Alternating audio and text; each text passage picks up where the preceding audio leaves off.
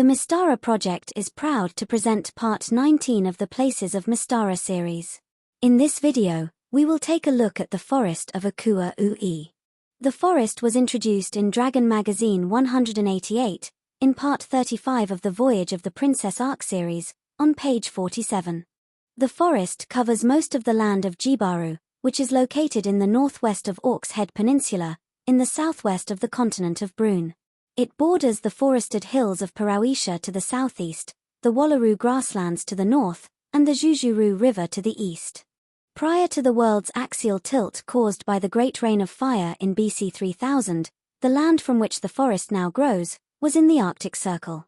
The forest only grew after this event in the warmer climate of its present location. Primitive phanatons were introduced to the forest by the immortal Terror to counter the growing Aranir population of the region. Acua-Ui is located 26 degrees north of the equator and 121 degrees west of the Sundsvall meridian. The climate should be subtropical, but is temperate due to elevation, cold sea winds and currents or fog.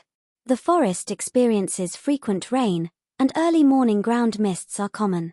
The forest has three main sections. The drier woods bordering the Wallaroo grasslands to the east, the cooler hills of Peninsula to the southeast, with the remainder being the main forest. The drier eastern section mainly consists of gum trees and acacia.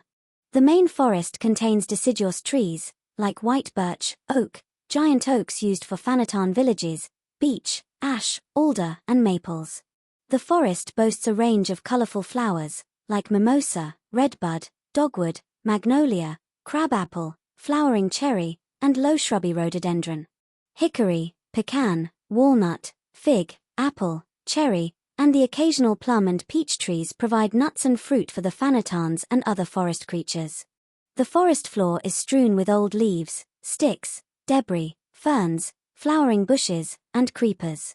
There are also rumors of rare vanilla orchids and cacao trees in the warmer southwestern part of the forest that may be reached via the Acua-Ui River.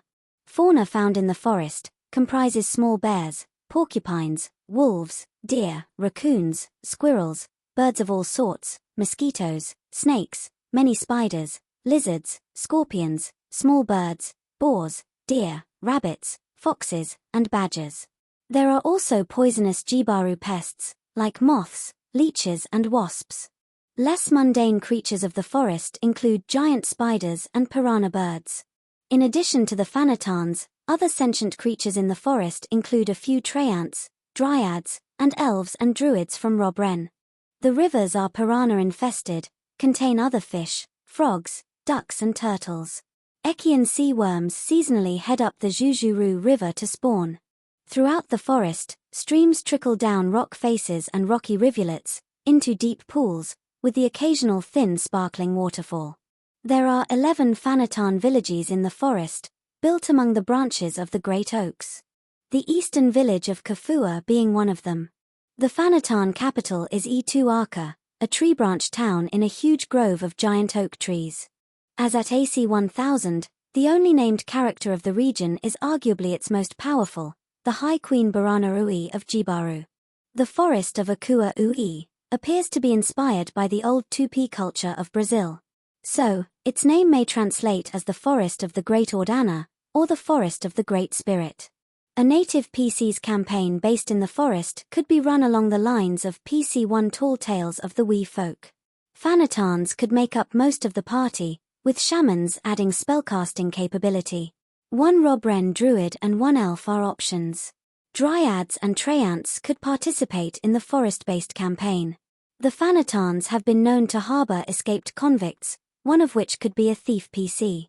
Adventures could revolve around protecting the forest from woodcutters and invaders, like Harathians, man-scorpions, and humans from the Teixeran colony of the Horn. Perhaps a spider hunt into Herath could be arranged by traveling around the Forbidden Highlands via the Kookaroo Forest. The druid character would report to the 13th level archdruid of the forest, which could lead to adventures such as investigating defoliation in the southwest. The PCs discover the Nemurian man-scorpions are responsible and must deal with them.